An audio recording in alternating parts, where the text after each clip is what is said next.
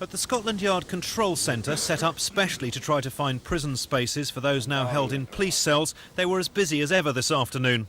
Although staff at 2 London prisons have now agreed to lift their action and take more inmates, the police still need to find space for 1,255 prisoners in stations from Cleveland to Cornwall. They have to look that far afield, even though the majority of inmates are from the London area. So even though the problems might ease, they certainly haven't yet. I'm not fully aware of what the prisons have decided they will or will not do.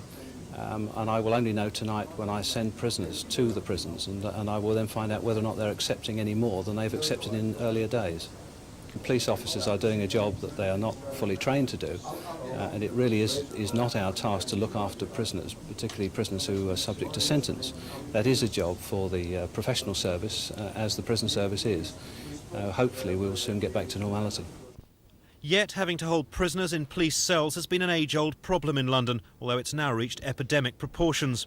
So the Home Secretary has made it clear that such a drain on police resources is intolerable, and he'll take action to control the prisons if officers continue to refuse to take more inmates.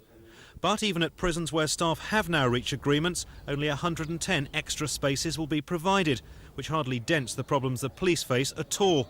And according to one ex-prisoner who now helps others, it won't reduce tensions either.